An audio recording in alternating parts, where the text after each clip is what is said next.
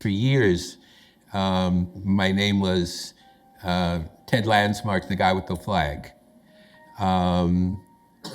You see these kinds of images and you tend not to think that there's a real person who is involved with that, who, goes out to restaurants or museums or, tries to have an unperturbed social life.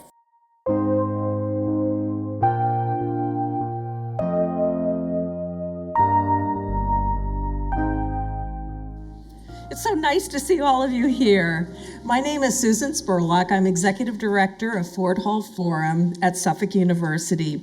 And I join my co-sponsors, the Brandeis University Press, the Moakley Archive and Institute, the Boston Desegregation and Busing Initiative, Northeastern University School of Public Policy and Urban Affairs, the History, Language, and Culture Department at Suffolk University, and GBH Forum Network, and welcome you to our program, an evening of conversation with acclaimed historian and author Louis P. Masur, author of The Soiling of Old Glory, the photograph that shocked America, with Ted Landsmark and Stanley Forman. I'd like to offer special thanks to Sue Raymond from the Brandeis University Press. Sue, for bringing this extraordinary program to Suffolk University. We are deeply, deeply honored for that. And I'd also like to thank the Lowell Institute, whose generous funding makes programs like this possible. So it's Boston, April 5th, 1976, as the city simmered with racial tension over forced school busing. Newsman Stanley Forman photographed a white protester outside City Hall, assaulting the Black attorney Landsmark with an American flag. The photograph shocked Boston and made front pages across the United States and the world, and won a Pulitzer Prize. For his book, Masur has done extensive research, including personal interviews with those involved, to reveal the unknown story of what really happened that day and afterward.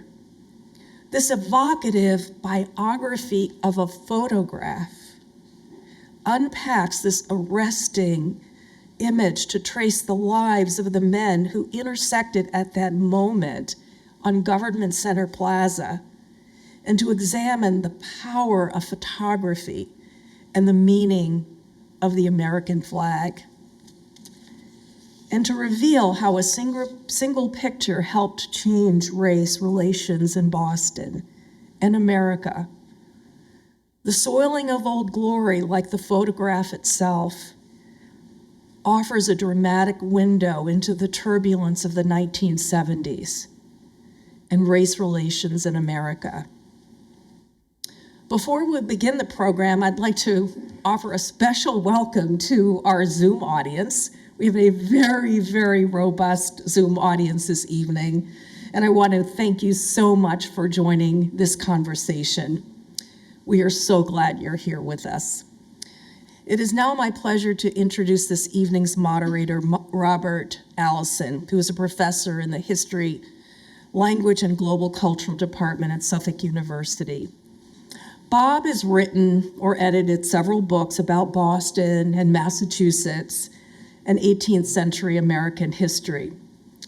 Bob brings Boston's history alive, whether he's writing or talking about the Boston Massacre or the Boston Tea Party or the Boston busing crisis, Pilgrims, Puritans, the Freedom Trail, and I could go on and on.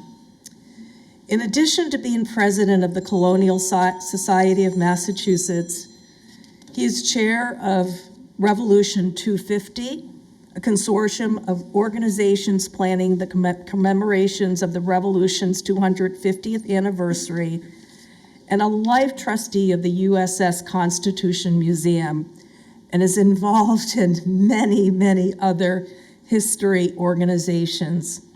Bob, you are a true Boston treasure, and we are delighted that you have joined us as this evening's moderator.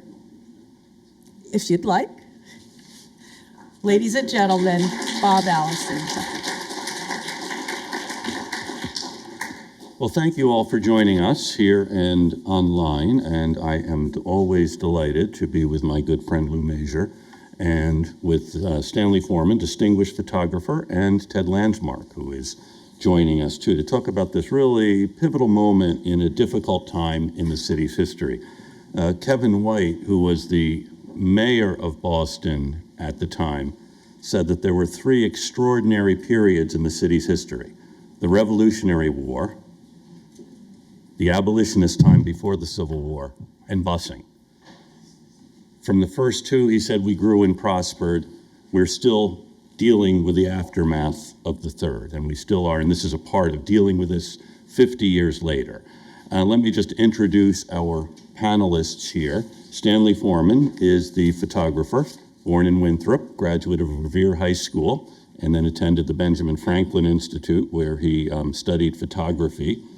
And then he became a cameraman, first for Ed Brooks' Senate campaign, and then he actually went to work for the Boston Herald as a photo lab technician before they let him go out and take pictures. And then he took pictures from 66 to 83. 66 to 83. On TV. And after that, he went to work for one of the TV stations, Channel 5. Thank you. I can never keep the numbers straight.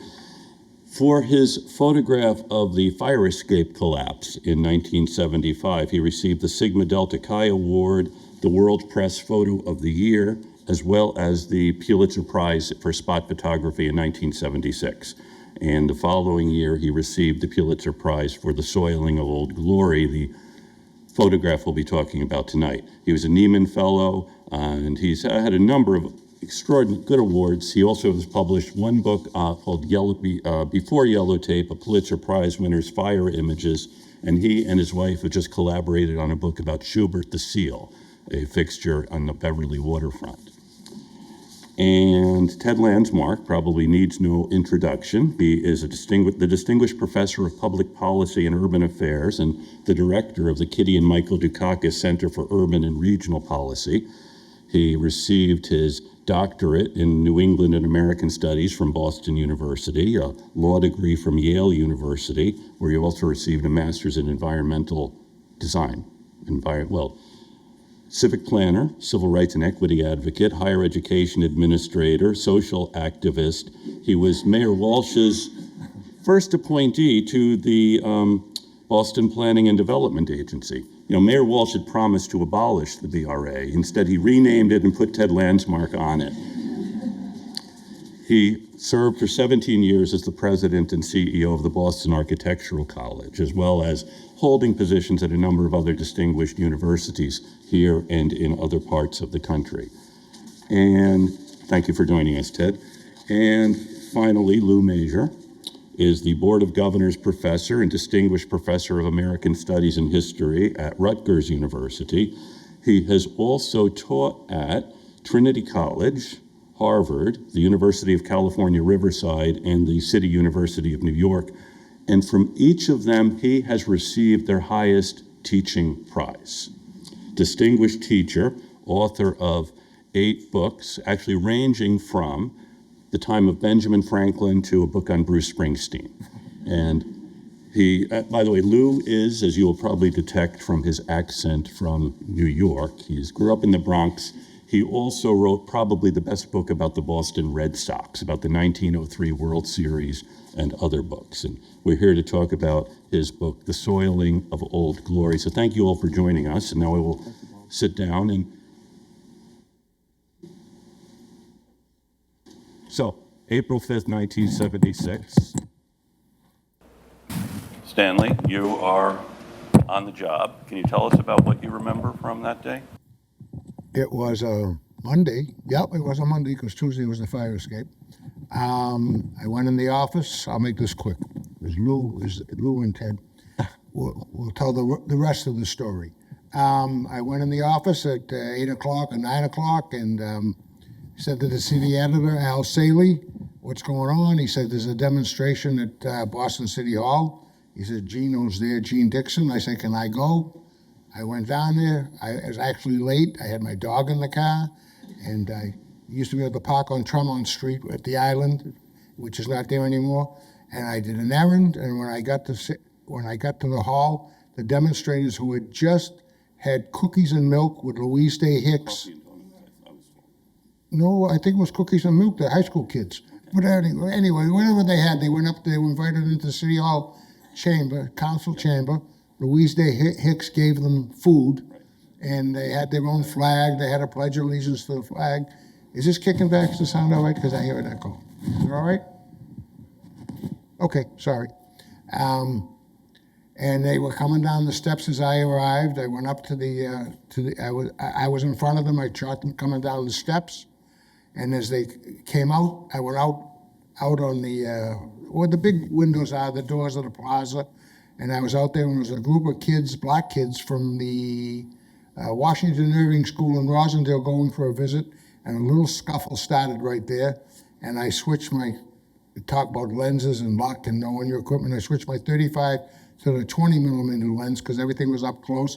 And as I was taking that picture, I looked across the walkway, and I saw a black man, who happened to be Ted Landsmark, another man taking the curve, and I said, they're going to get him. Just in my head, I didn't see the flag at the time, and I went running down, and then, of course, Ted and another, I don't remember, I don't either. Anyway, the other man and Ted got pummeled, and I was taking pictures, and I had a little trouble with the camera, but anyway, and then Joseph Rakes with the flag, and the rest, Ted will tell. Ted, I don't know if you want to pick up there or tell us, you had recently arrived in Boston at that time. I had been in Boston for about 2 years at that point, so I was new. And I had not attended college here, but I had come to Cambridge as a kid during the summers. My single-parent mother would bring me up to a friend of hers and drop me in Central Square for a month every summer so that she could have some time. And at that point, people in Cambridge didn't come into Boston. So I was not at all familiar with Boston and had only come here because I was offered a legal position downtown corporate law firm that represented a lot of architects, and I had done work in law and architecture at that point. Where did you grow up?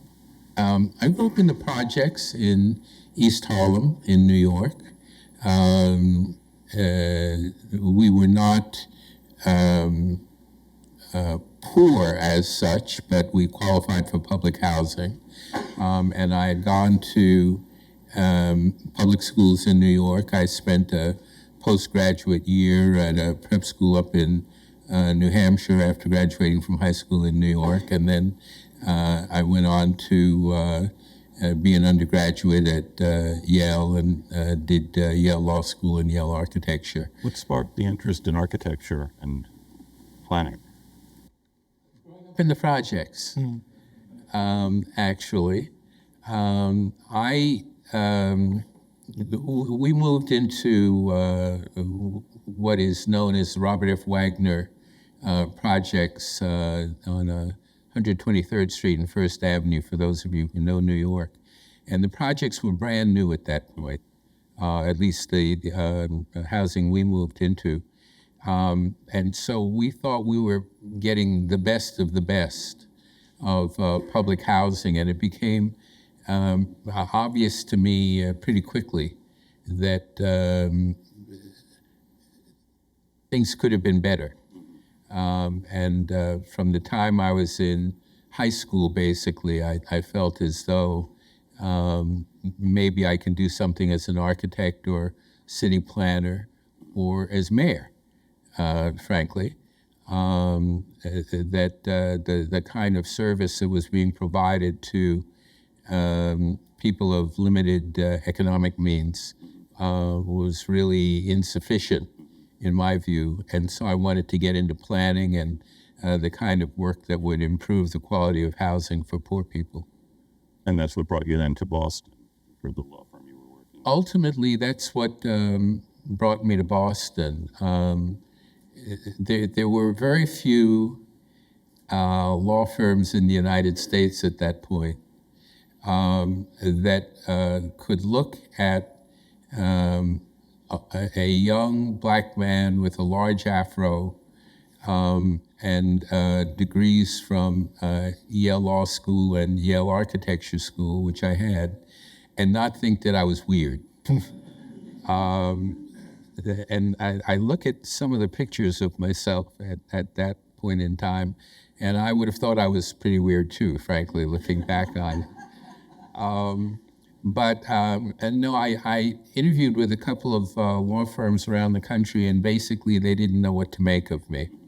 But Hill and Barlow, which was a downtown firm where Mike Dukakis oversaw the work of young associates, and where Bill Weld had the office across the hall from me, and Deval Patrick was someone that we were trying to recruit as a new associate, was in itself a little bit weird in terms of Boston corporate law firms.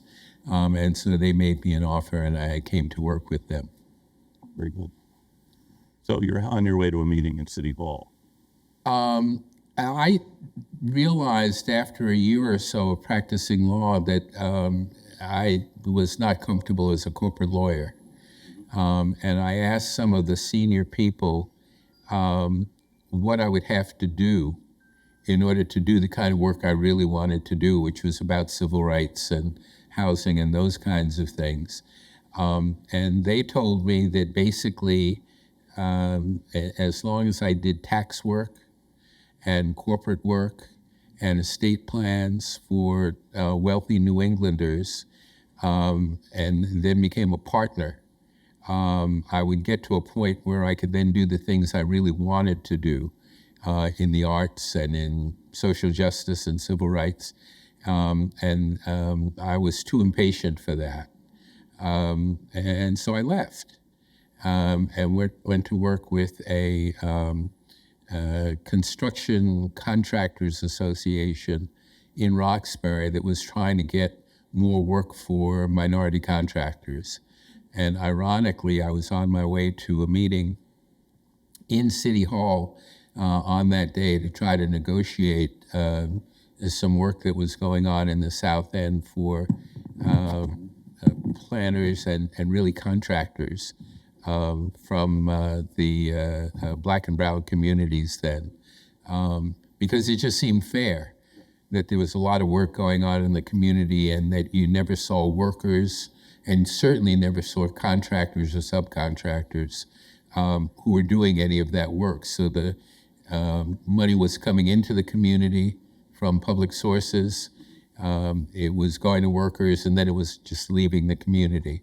And I was on my way into a meeting with folks at the Boston Redevelopment Authority to try to get more of that work set aside for minority workers and contractors. At what point did you realize that you were in the wrong place at the wrong time? I was running about 10 minutes late for the meeting, so I really wasn't paying a lot of attention to what was going on in front of me. And the way City Hall Plaza is laid out, I was coming down the alleyway where I was attacked in a way where I could not see the front of City Hall. I couldn't really see the main portion of the plaza. And so I had walked about 2/3 of the way down there before I realized that there was anything going on. And I heard some of the students. as they were coming out of City Hall and about to turn the corner. And essentially, we both got to the corner at about the same moment. And it wasn't until I was probably 30 or 40 feet from them that I realized that there was a demonstration going on. And at that point, I thought that if I just kept walking straight, I would walk by them and they would walk by me, and they would just continue their activities. Plus, it really wasn't anywhere for me to go. And so I just kept walking straight. And as you'll see from the photograph, a number of the kids had passed me as of the time they actually attacked me. There were, I don't know, maybe 20 or 30 kids who had already walked by me without any kind of incident or comment or what have you. And it was at that point that a couple of the guys then circled back to attack me. I know Lou has some of the images. You want?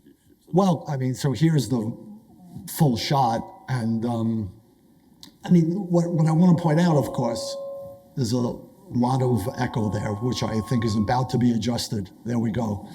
I mean, what attracted me to wanting to write about it is obviously it's such a powerful photograph, but it's a photograph we feel as much as we see, and there's a story here, and you sort of want to know what is happening and what is the outcome. And I'm very interested in the whole issue of reading photographs, where we live in this visual world, but we're not necessarily visually literate. And part of the power of this photograph is the variety of ways in which it focuses the eye, right? That powerful horizontal of the flag, the receding parallel lines. It feels claustrophobic. We're sort of almost trapped in there watching Ted seemingly about to be impaled with a flag.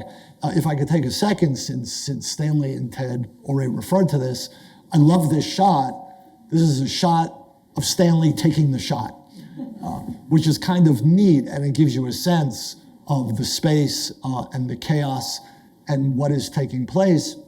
It's important to note in thinking about why the Soaring of a Glory becomes the iconic Pulitzer Prize winning photograph and not something else. So for example, clearly it was the Boston Globe photographer who took this picture. Stanley worked for the Herald American, and here's the front page of the two papers the next day, and you can see on the left that shot, right? Stanley was further to the left, but it's sort of, it doesn't tell a story. There's something chaotic, there's something unclear, there's a fight going on, whereas, of course, Forman's photograph made, and it's a quarto-sized newspaper, got a huge placement, and Stanley, unfortunately, Howard Hughes died. You weren't happy with that, were you? I was not happy with that, but the editors were, because they didn't know where to go with the picture. So they had a top of that paper headline. Yeah. With Howard Hughes. So it was controversial at the time, right? The editors discussed whether or not they should actually show the photo. And this is something that's happened many times in American history. The famous photo Napalm Girl by Nick Ut, the Vietnam War, there was a huge debate about whether or not that should be shown. But ultimately they decided the paper. They knew they had to do it, but this took a little pressure. The fold, Right. top of the fold is Howard Hughes. Yeah.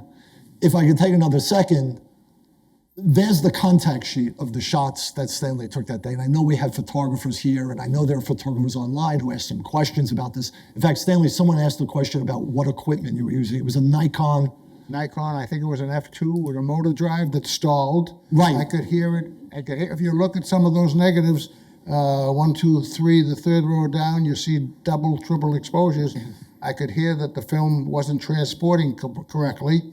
And I switched to single frame, thankfully. And the last shot. And the last shot, you see, it's like a triple exposure. The frame before, I shot the single, and I took the image. Yeah, and then that last shot is the full frame negative, which then gets cropped to create the photo.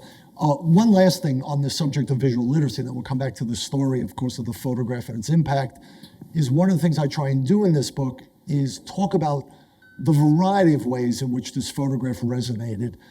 no less in Boston, no less in 1976, the bicentennial. And many people saw Stanley's photograph and they thought of this.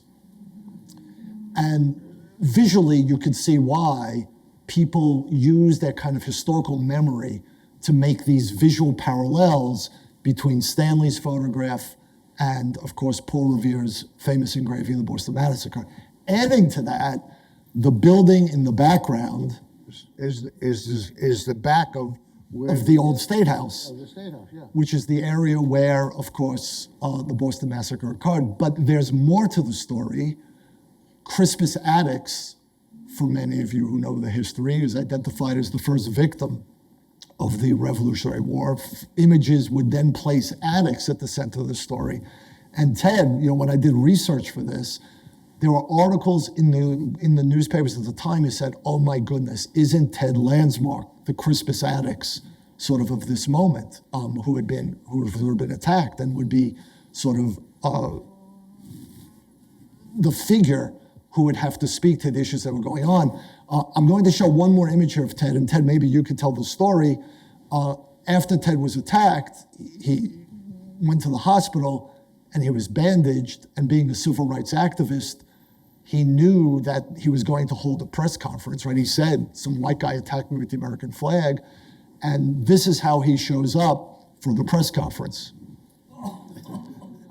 And I remember you saying about sort of intentionally wanting to be sort of over-bandaged in some ways to help make the point. Those poor kids chose the wrong guy. Yeah.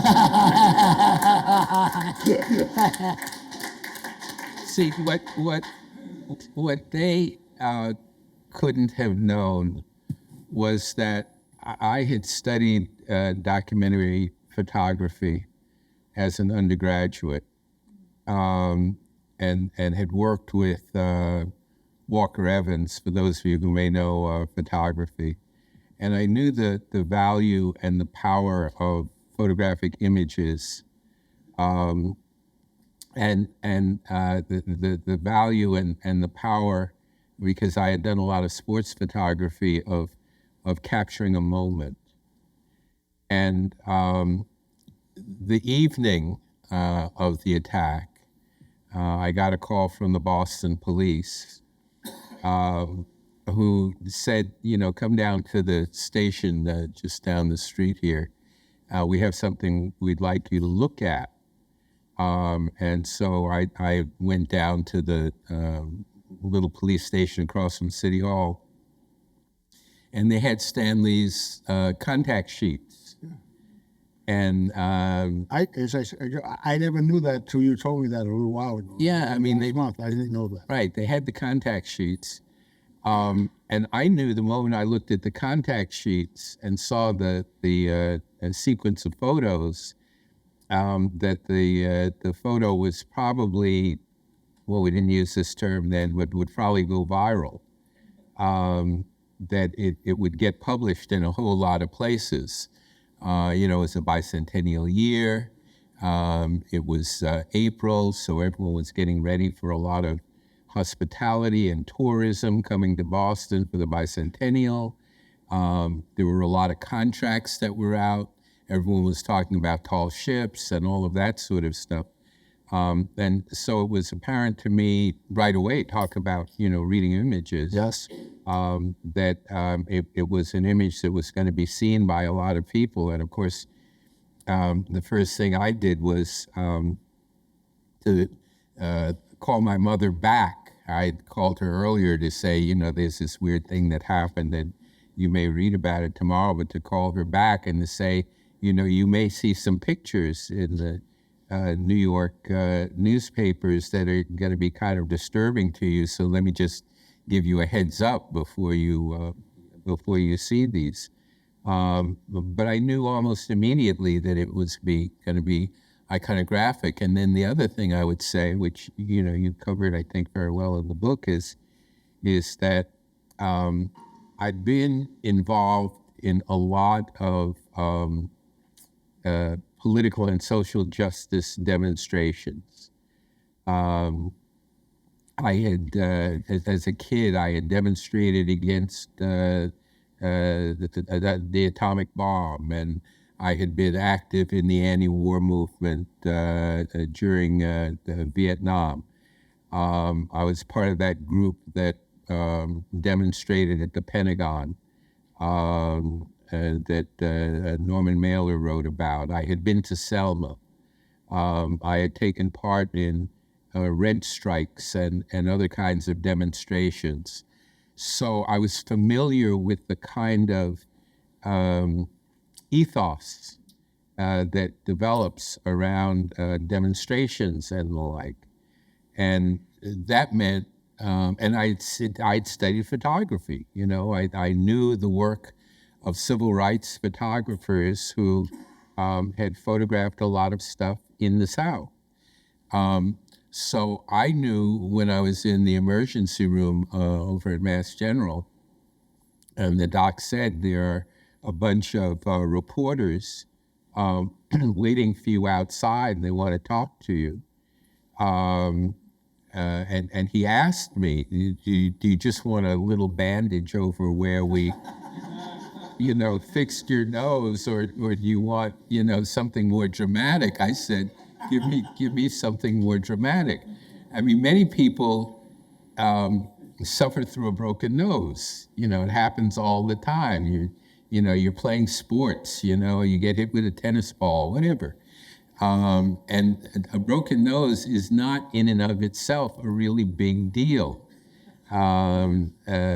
People grimace when I say this, but it's something that you just fix by just putting the pieces back together very quickly, which is what the doctor did. So I didn't need this much of a bandage.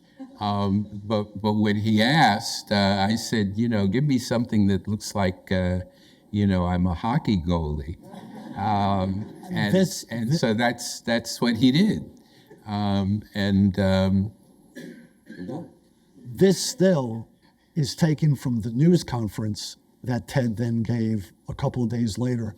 And when I was researching this book, and my thanks to WGBH, I was in the basement of the archives looking for the tape because Ted didn't have a transcript of what he said.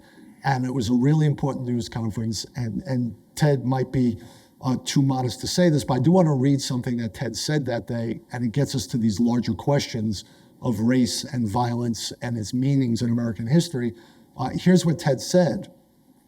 Racism is the apparent direct cause of Monday's unprovoked attack on me, but such racism has been fueled by my judgment, by selfish political leaders who've been unable or unwilling to address themselves much more seriously to the hardcore economic and social problems that Boston faces.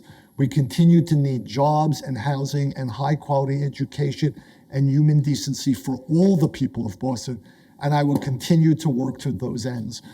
I mean, it's a stunning moment in which your work as a civil rights activist come together to help make it clear that those white kids who attacked you and those poor black kids, you've said this to me previously, right? I mean, we're in some ways in the same boat, and that part of what needed to be worked toward was a larger set of goals. So in the midst of this assault, that was part of Ted's press conference. And I was ready for that moment. Yeah.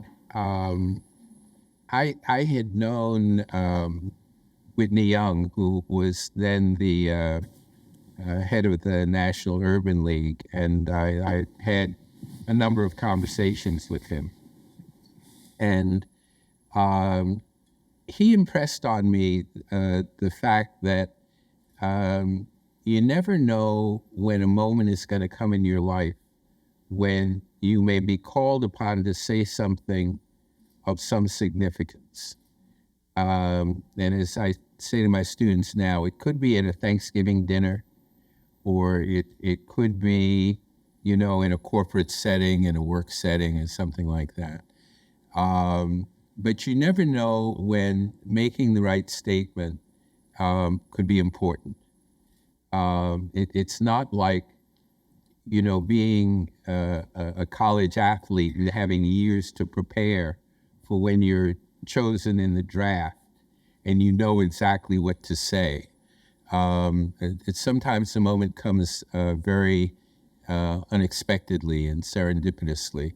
So you always have to be ready. And I had done things in my life up to that point, going to Selma and participating in anti-war stuff and, raising funds for freedom riders and the like. I had done stuff that had kind of prepared me for that moment. It's just that I didn't know when the moment was going to come. Right. And when it did come, I was, I guess, aware enough Yes.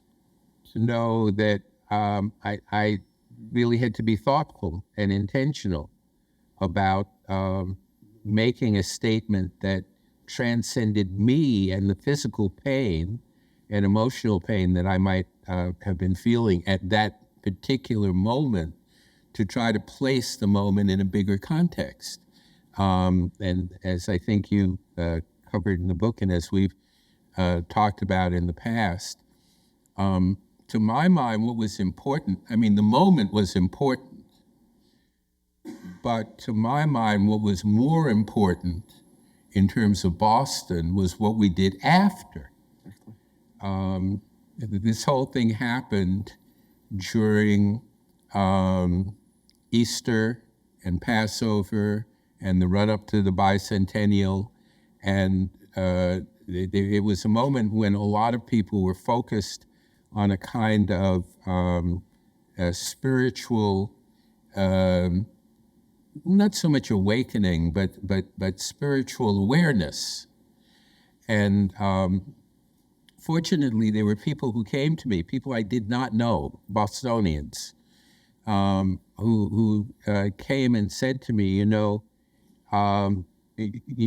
in this moment, and Boston is going through an awful lot of negative stuff at this moment.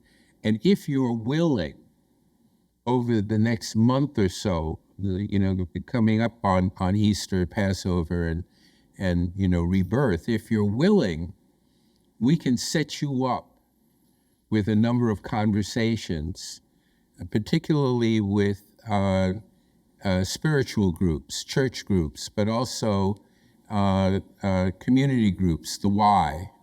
I knew I wanted to talk to corporate leaders and political leaders. I mean, I said very explicitly, I want to talk to the head of Filene's, and I want to talk to the people who do personnel selections for the courts, and I want to talk to people at the MBTA about opening jobs. I want to talk to people in the hospitality industry about why it is that you never see a black or brown bartender anywhere in downtown Boston. I want to talk to people about why it is that you never encounter black and brown salespeople in any of the major department stores. I want to talk to people who can open up some jobs and the like for people who live in Boston. And I think in part, I'm talking a lot here and I'll shut up in a minute, but I think in part, I realized that since I had been in Boston for only about 2 years at that point, I was not a Bostonian. I had actually listened to purloined tapes of Boston school committee meetings where elected school committee members were calling black kids in the schools monkeys.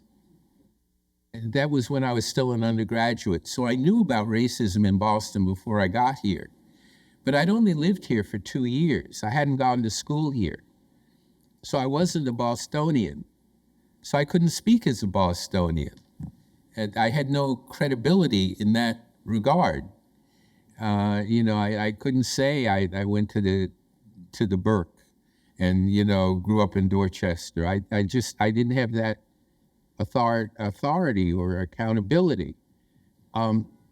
So it meant to me that if I was going to say anything, I had to say something at a different level than I would have if I had gone to school here. And that very much shaped the way I said what I said and shaped what it was I said. I knew that I had to speak to people in the greater Boston area.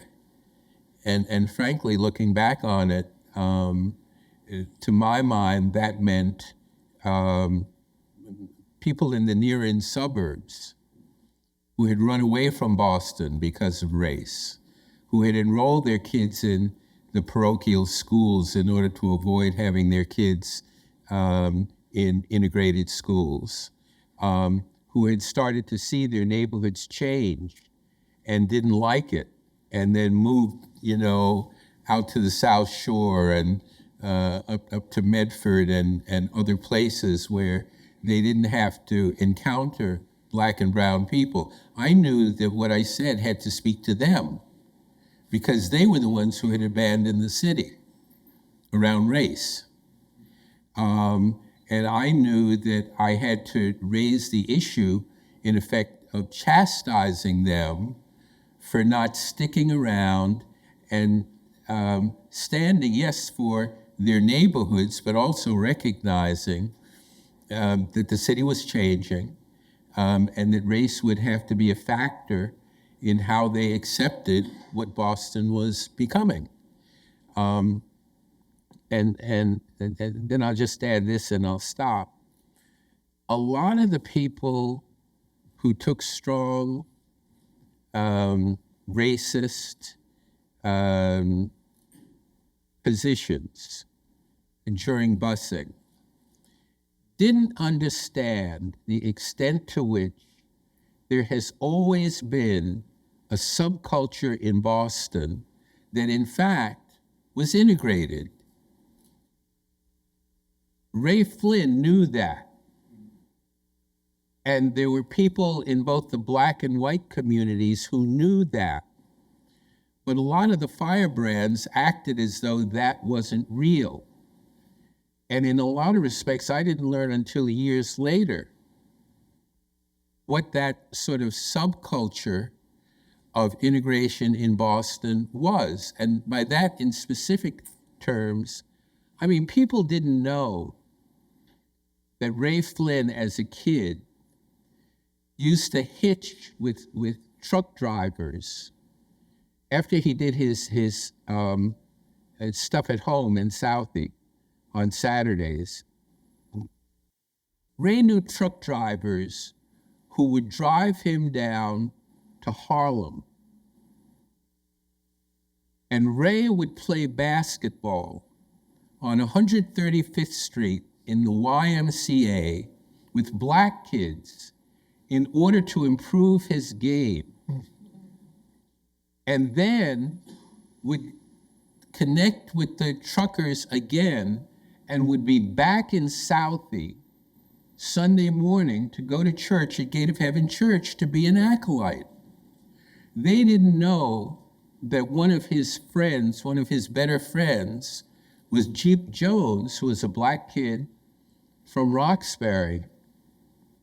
And that among other things, when the first All-Star game, NBA All-Star game, was played at the Boston Garden, the NBA went to Red Auerbach and said to Red, we want you to choose 2 ball boys to support this game, and we want them to be local kids from Boston.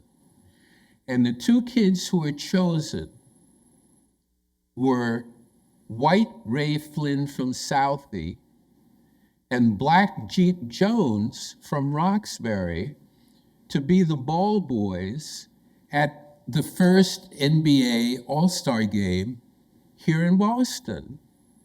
There was that kind of undercurrent of connectedness between the Black and white communities in Boston that people denied,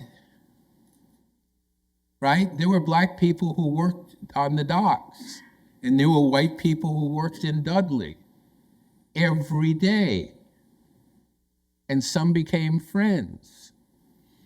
But the firebrands, the political leadership, was in denial of all of that in a way that made it seem, and of course, you know, the elected school committee and the fact that the police department, the housing authority, many other public institutions were all under court orders to desegregate.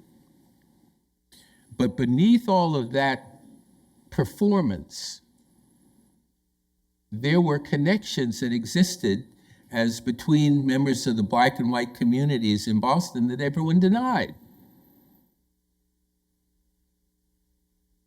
And so part of what I realized, and have come to realize even more deeply since, is that if people are willing to recognize that sense of common humanity, you can actually get some things done in the city that require cutting across racial lines. But as long as we keep dwelling on the divisiveness that is driven by race, then you continue to reinforce a kind of culture of racism that is in many respects undercut by the reality of what many of us actually live with in the city. Thank you. Lou, just one question before we. Okay. You begin and end the book with Joe Rakes. Yes. The kid with the flag. Yes. And so can you tell us a little bit about he's on the subway, he sees the newspaper. He calls. Well, it's an interesting story because it tells us something about how photos freeze time and create decisive moments that the actors within the photo may not be fully aware of. And you've had interactions, I know, Stanley, with Joe Rakes since. I was concerned that he wouldn't speak to me. I mean, I interviewed Stanley at great length. I interviewed Ted at great length. I actually spoke to one or two of the protesters, one of whom didn't want his name used. I think you said years later he actually came to apologize to you. The kids did. Yes, which is really something. Rakes was hard to get to. I didn't want to judge him. I just wanted to give him a chance to tell his story. In fact, I sent him a copy of my baseball book with the Boston Red Sox, hoping that might smooth the path a little bit. And he called, and I was able to interview him. And I opened the book with this. The teenager sat on the subway daydreaming in the late afternoon as he rode to his part-time job cleaning offices in downtown Boston. He looked up, he saw a man across the aisle holding open the Herald American, one of the city's two newspapers. Front page center was a staggering photograph of an angry white protester thrusting an American flag at a black man whose arms were being held. He wondered, who is that lunatic with the flag? In the same instant, he realized it was him. He skipped work, he went home to Boston, and he told his parents, I think I have a problem. No kidding. But he blamed you, Stanley, for a very long time. His wife blamed me. He has forgiven me. His wife, I would have to say, Right. has never forgiven me. Right. But it does tell us something about, from his point of view, right, white kids and black kids were in scuffles, and the anti-busing crisis had been going on for 2 years. He didn't think it was a big deal until he saw the photograph. Fortunately, the photograph helped to become an iconic image that really put an end to the anti-busing movement for all intents and purposes. And of course becomes one of the iconic flag images in American history. I actually had these two up because in some ways there's a story to be told of American history through 3 flag images, if you like, right? On the left, Joe Rosenthal raising the flag on Mount Suribachi in 1945. Stanley's photograph, the Song of Old Glory, of course, is 1976. And then raising the flag at 9/11, a photograph by Tom Franklin. And those photographs, of course, continue to come and continue to help to define questions of race, questions of who is an American, to whom does the flag belong? After January 6th, Stanley and I got a lot of messages where there were images of Capitol rioters using flags yet again in almost similar fashions as 1976. So there's this visual history that also speaks to these larger questions of race and ultimately the meaning of America, who is included and who is not. Yeah, in that regard, I think it's also interesting to look at Native American, particularly Navajo cultures, because American flags show up quite a bit in Native American rugs and weaving and wraps and the like. So there's been there've been a number of groups which have embraced the flag. That's right. Thinking in terms of what it could mean. That's right. And that's what a lot of the civil rights movement was about. I include lots of images in there about the importance of the American flag to promote the issues of civil rights. So to have this photograph and to have the flag being used as a weapon to desecrate the flag in this way, to soil the flag in this way, adds to, of course, the profundity of the image and its impact and its importance now almost 50 years later. So we're going to open it up to audience Q&A. So we had quite a number of questions from our Zoom audience, many of which you all have answered. But I want to ask you, Ted, a question. So what has it been like for Ted Landsmark to go through life with your name connected to this photograph? It's very weird to be a living icon.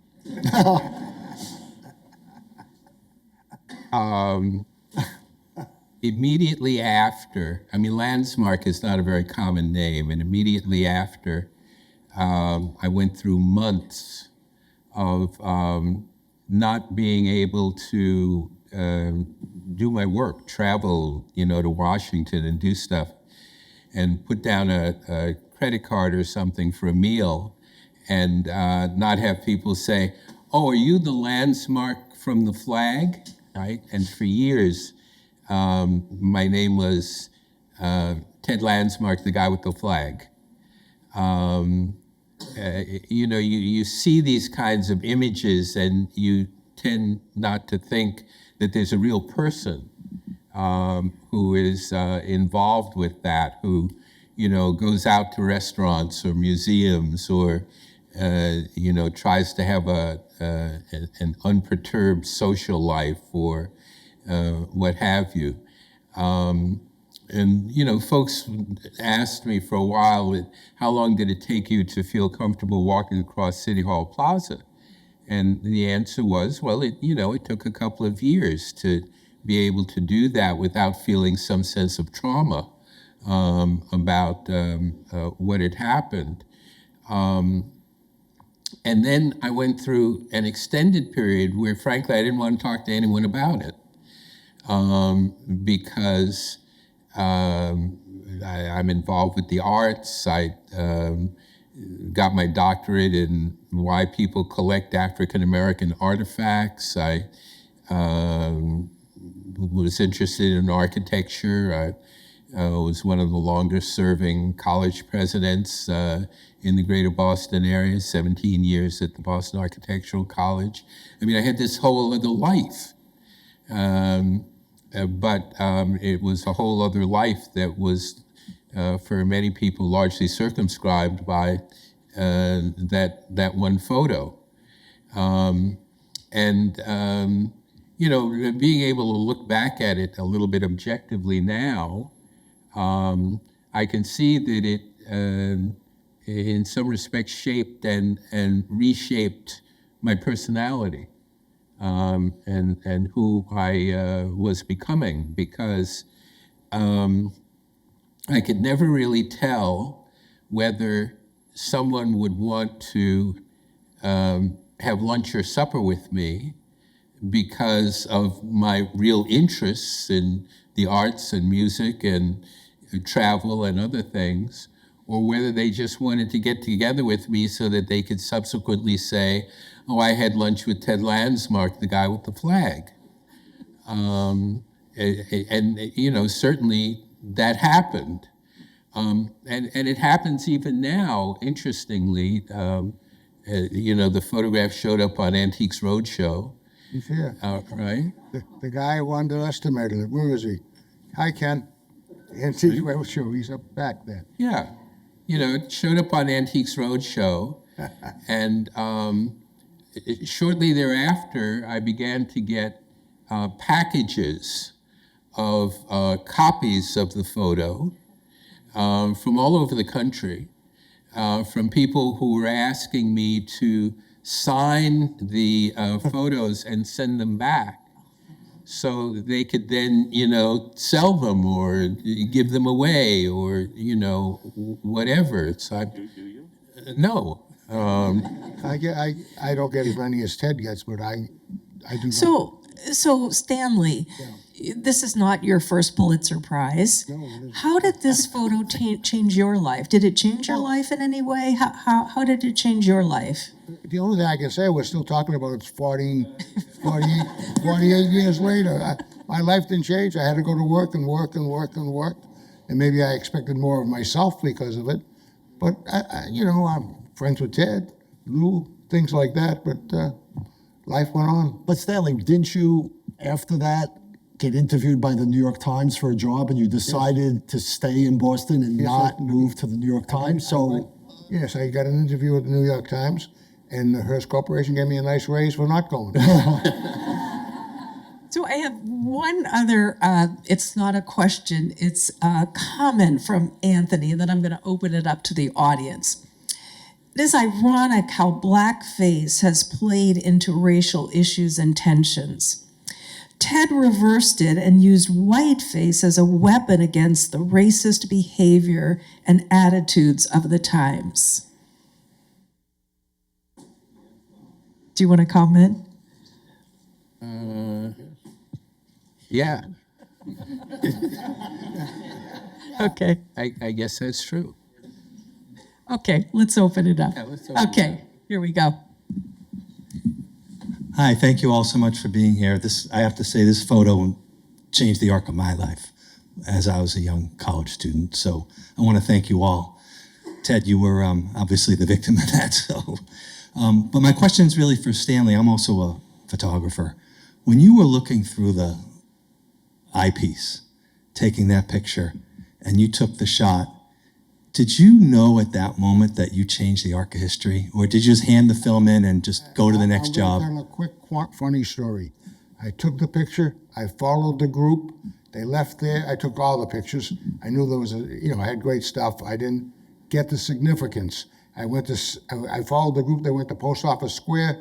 Reporter by the name of Joe Driscoll comes up to me from the paper. He says, "You hear what happened at City Hall? They're going crazy in the office and all that." And he's describing it to me. I said, "I have the picture."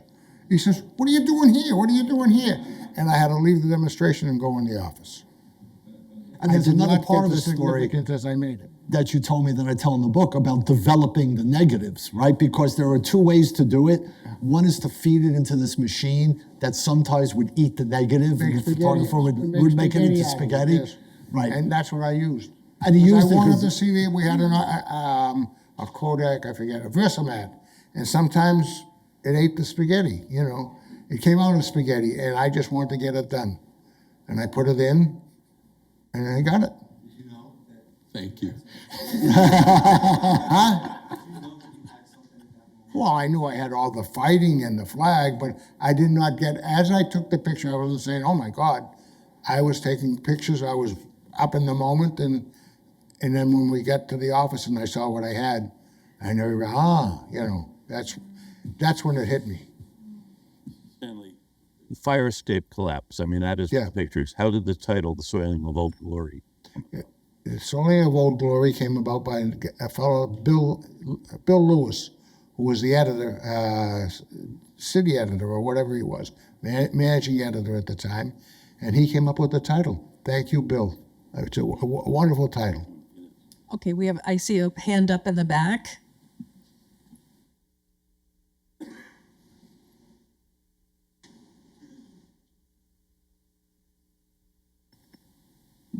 Good afternoon.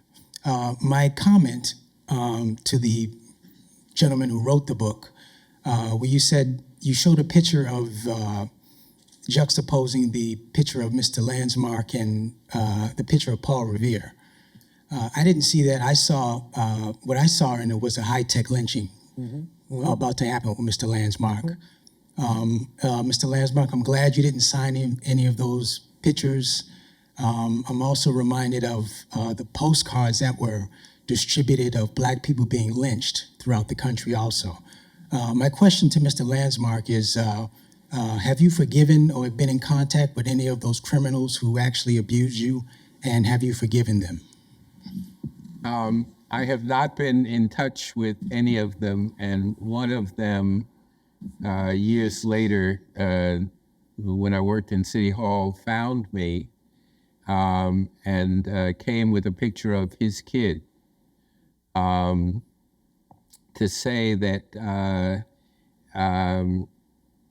he wanted to make things right and that he didn't want it on his conscience that he hadn't come to me directly to apologize, and that he wanted things to be right with his own kid.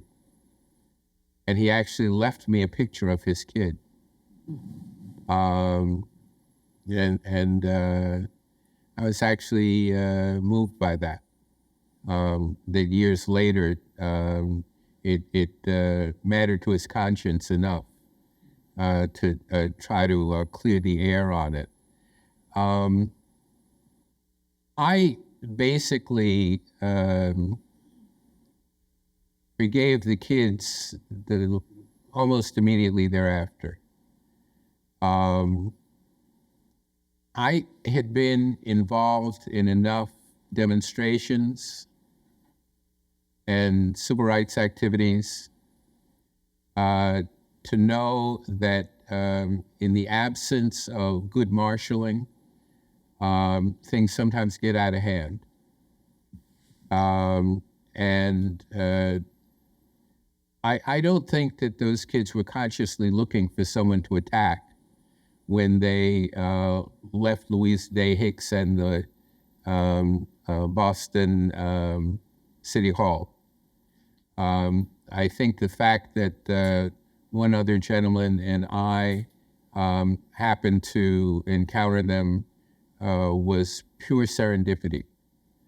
And that the guys who attacked me were kind of in a moment of passion. They didn't know who I was. I hadn't done anything to them. I didn't know who they were, so it was hard for me to say that there was some kind of intent on their part. And I also realized that I could have gone after them, filed lawsuits and the like.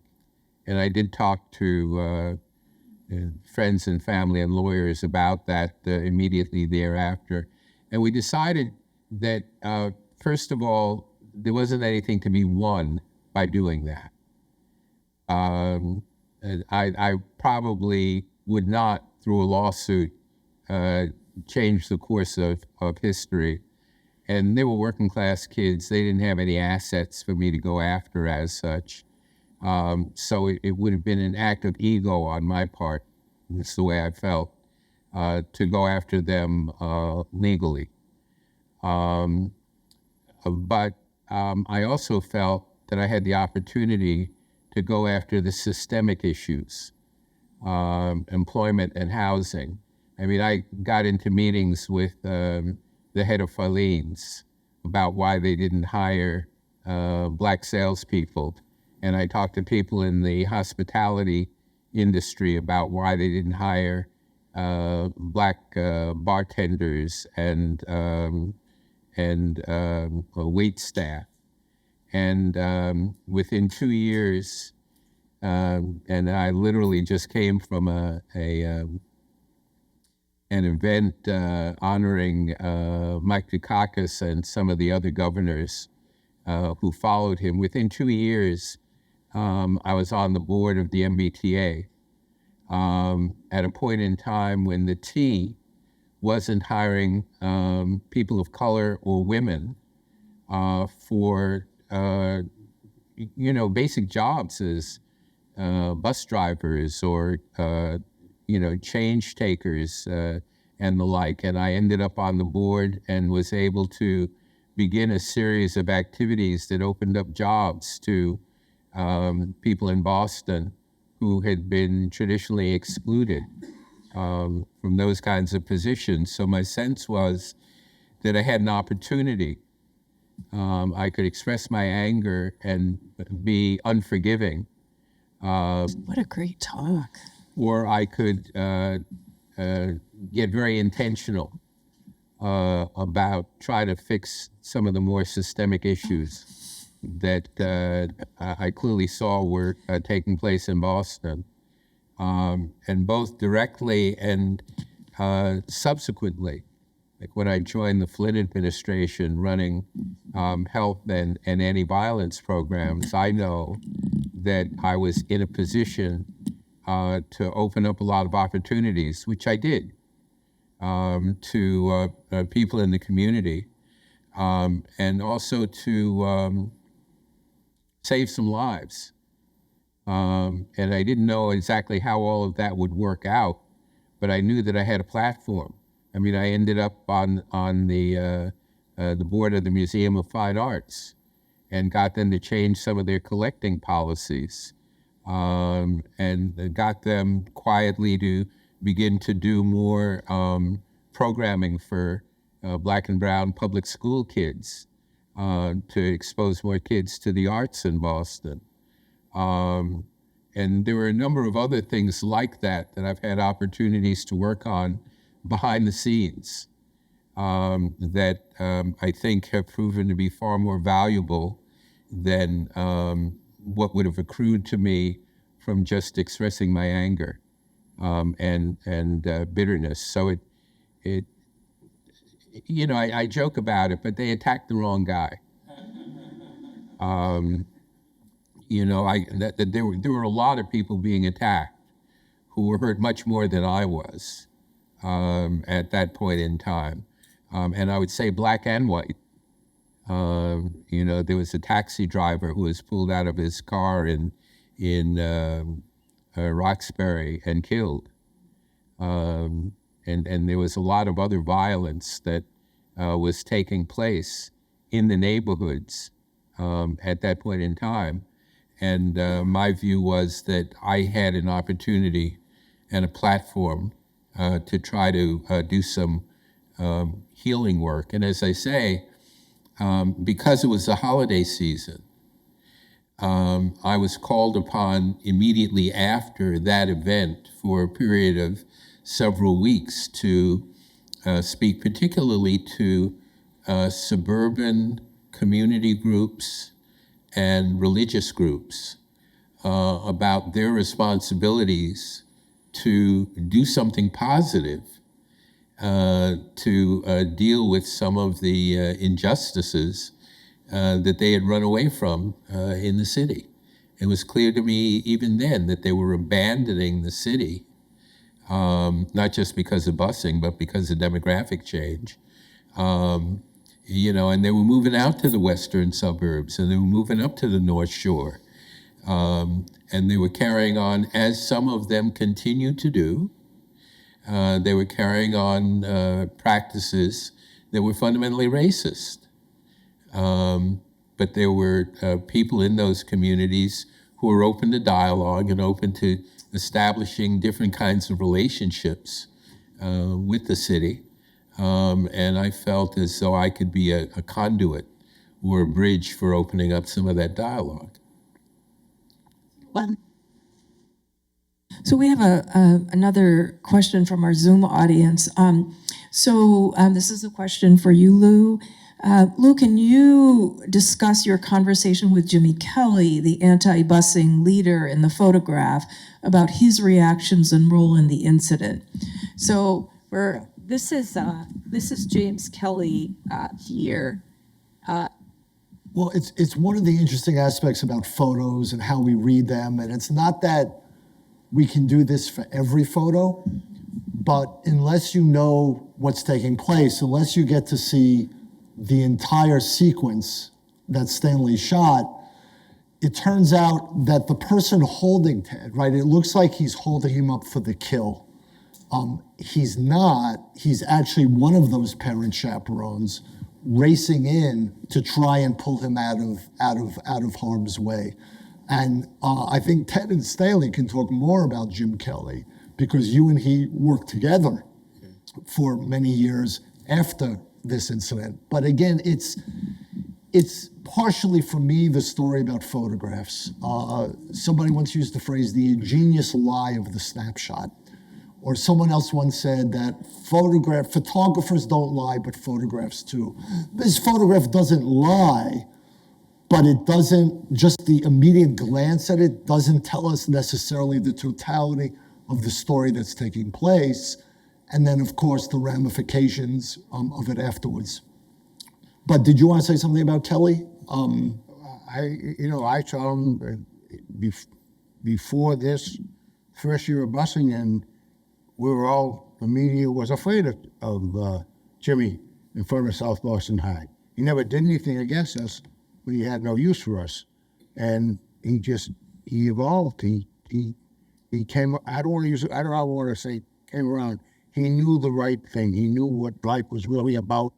He embraced what he had to embrace, or whether I don't know if he liked it or not, or whether he embraced what should be the right thing. Right.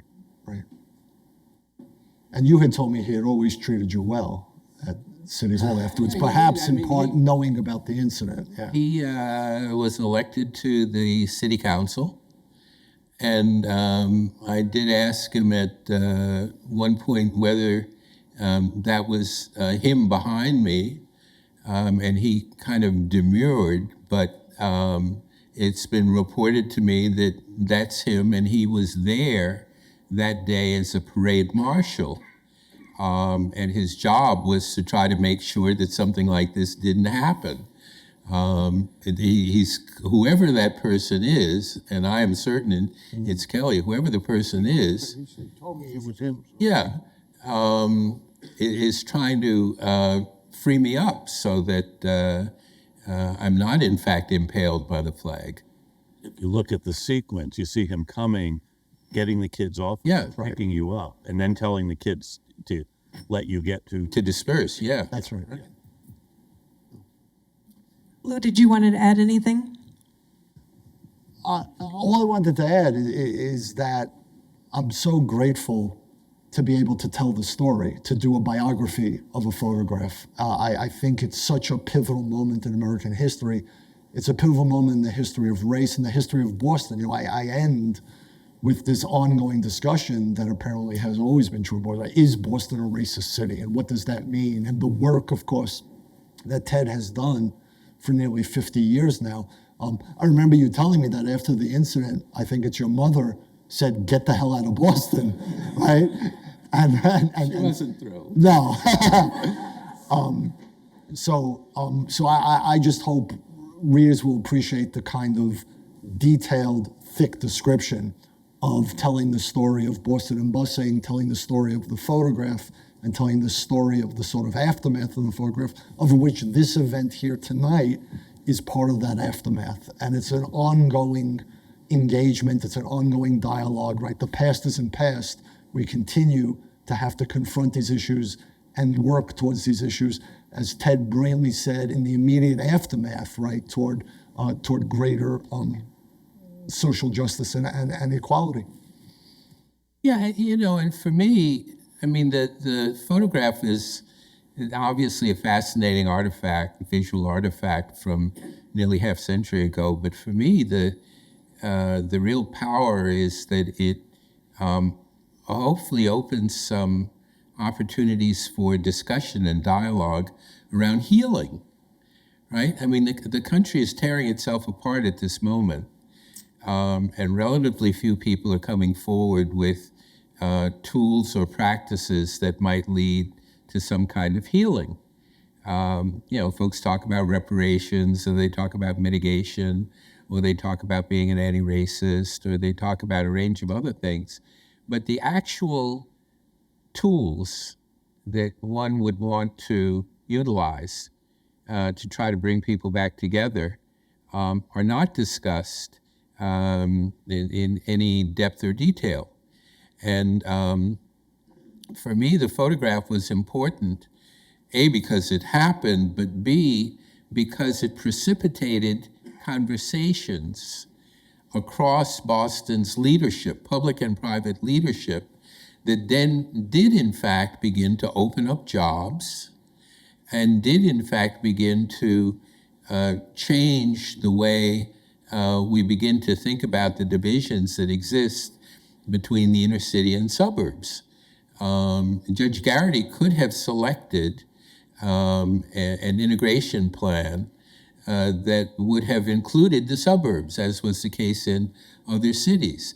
And if that had been the case, in retrospect, there are a number of people who feel that that would have then not so much offset the racial implications, but would have then raised people's sensitivity to the class and economic implications of disparities that exist within our region.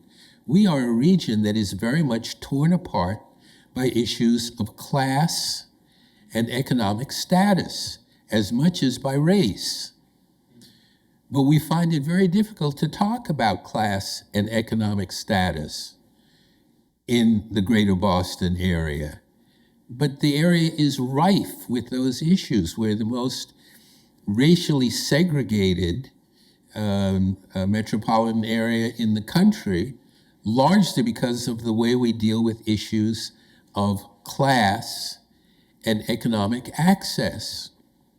And I continue to say that, we've seen progress in a number of areas around racial and social justice issues, but primarily in the public sector.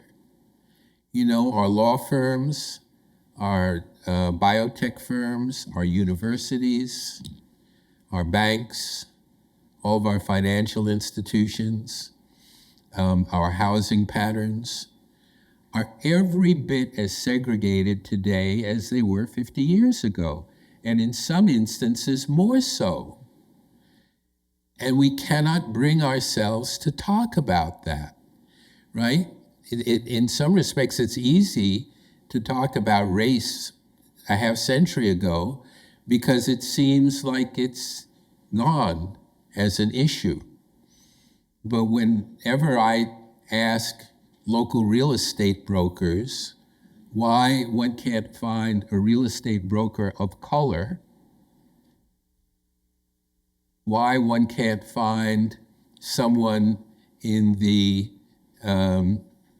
venture capital field who's funding all of the incubated high-tech and biotech firms that exist in this part of the world, why the numbers of students and faculty at our major universities or nonprofit hospitals continue to be as segregated today as they were 4 decades ago. No one wants to talk about that.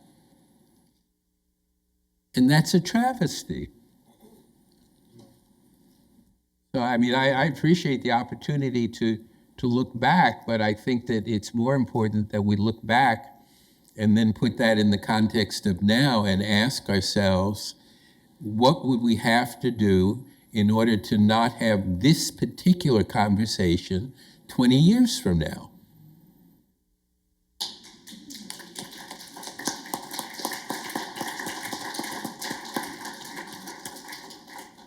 Thank you.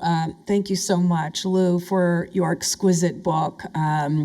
Again, there will be a book signing. What a delight that both, with all three, Lou, Stanley, and Ted, will be available to sign these books. I want to thank you, Lou, Ted, Stanley, and Bob for participating in this conversation. I'd like to thank you for joining in conversation. I'd like to thank our Zoom audience for joining us. Thank you so much. Thank you for coming.